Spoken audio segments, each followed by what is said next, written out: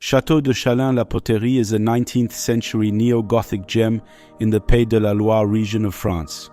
Built by the Comte de la Rochefoucauld, this little Chambord of Anjou is known for its seasonal symbolism, with 4 towers and 365 windows. Since 2002, it has been owned by an American family, the Nicholson family, and has become a sought-after wedding destination, combining its rich French heritage with a touch of modern luxury. Château de Messilhac, a Renaissance gem in the Auvergne department of Cantal, is nestled in a totally unspoilt green setting. This authentic chateau has remained virtually unchanged since the 16th century. Its distinctive feature is its sculpted Renaissance facade. This architectural jewel, in its wild, unspoiled setting, embodies the essence of French Renaissance architecture and is well worth a visit. Château de la Roche, perched on the banks of the Loire, is a majestic witness to the Middle Ages. Originally built on a rocky spur, it is now surrounded by water following the construction of a hydraulic dam. Restored in the 19th century, it combines medieval architecture with artistic elegance. On the island formed by the dam, it offers a unique spectacle where history and nature meet. Château de Brissac, nicknamed the Giant of the Loire Valley, stands majestically with its 7 stories and 204 rooms. It is considered the highest chateau in France. Built in the 11th century and transformed in the 16th, it is a magnificent example of Renaissance architecture. Château de Brissac is still inhabited by the family who built it. Today, the 14th Duke of Brissac maintains this monument, which is open to the public. This monument is also shrouded in the mystery of the legend of the Green Lady, a spirit that still haunts its sumptuous rooms.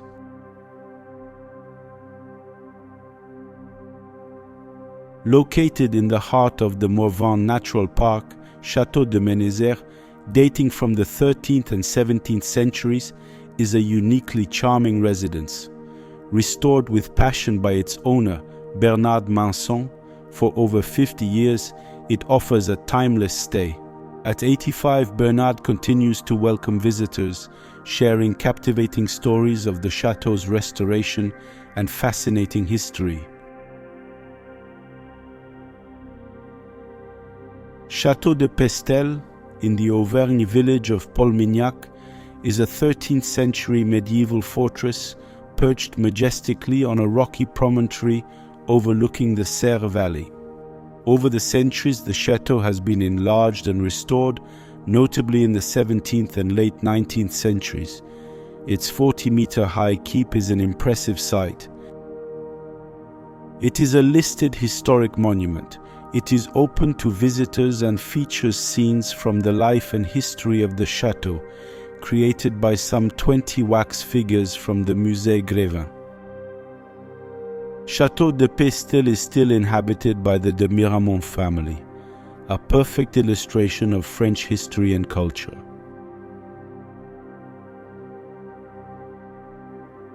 Château de Val, in the Auvergne region, is a fascinating example of medieval architecture.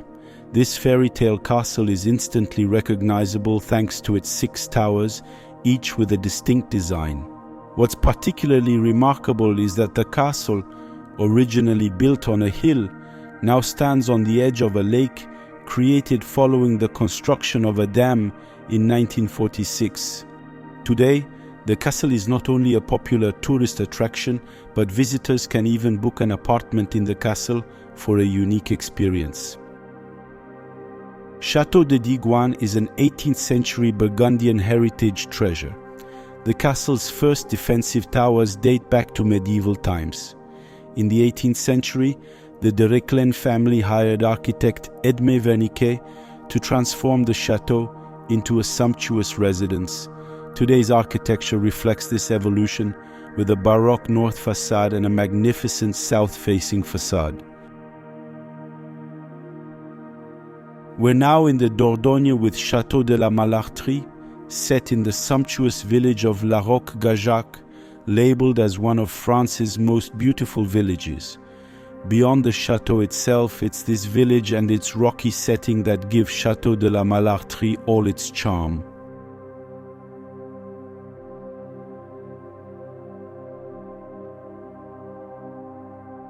Bridoire, in the heart of the Montbazillac vineyards, is a medieval chateau dating from the late 12th century. After being inhabited by the de Foucauld family, the chateau was abandoned and plundered for many years. In 2011, the chateau was bought by the 𝐵𝐄 family, who undertook extensive restoration work. What makes Bridoire unique is that it is known as the Château des Jeux, meaning the games' castle. In addition to its rich history and impressive architecture, the chateau offers a variety of recreated games, both inside and in the park, providing a fun and historical experience for the whole family. The Château de Sully-sur-Loire, with its rich history dating back to the 14th century, is an impressive medieval fortress. It was an important strategic point, serving as a defense during the 100 Years' War. The chateau, known for its architecture blending medieval and Renaissance elements, is surrounded by a moat and boasts 4 prominent cylindrical towers. Famous visitors have included Louis XIV, Voltaire, Joan of Arc, Mazarin, and Anne of Austria. The chateau was once the home of the Duc de Sully. Château de Tillombois in Lorraine was one of the region's largest medieval estates, dating back to the 12th century. Extensively altered in the 19th century, following a lot of damages in the 17th century during the 30 Years' War, it still retains a square tower and a wing. Restored by successive generations, it was stripped of all its possessions during the French Revolution. Owned by the Connaissance de la Meuse Cultural Association, which invested a great deal of time and money in restoring the chateau, it is now open to the public and hosts shows, cultural events, and private receptions.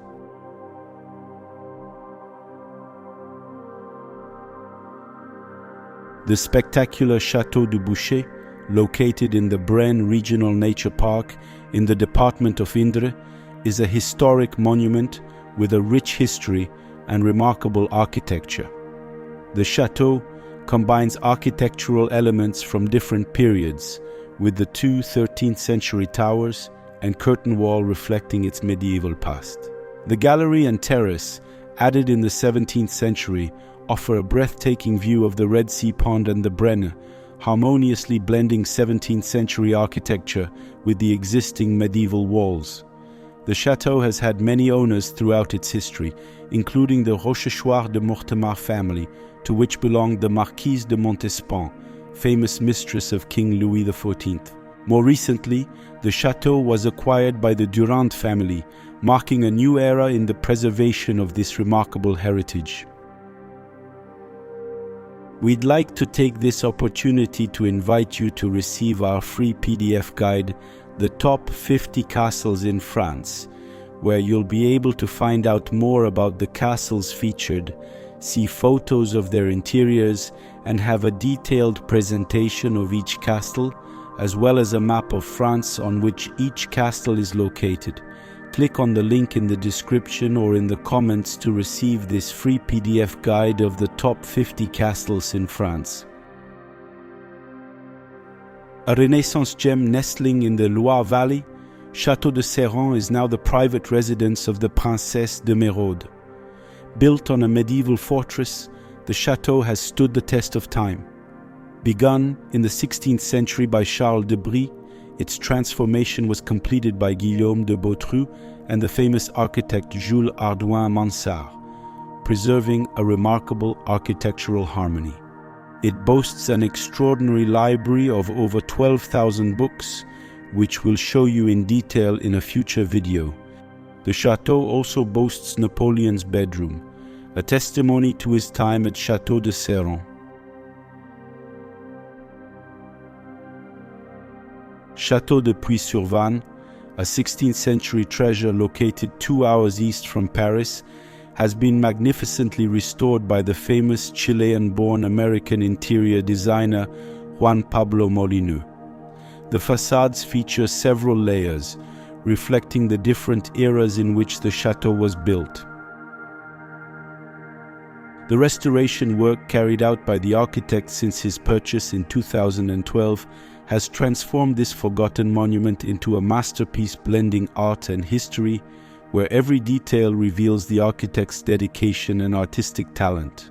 Nowadays, the Château de Puy-sur-Vanne is not only a testament to French history, but also a showcase for design and interior decorating mastery. Subscribe to our channel so you don't miss the second part of this video, where we will explore other extraordinary chateaux and present their interiors.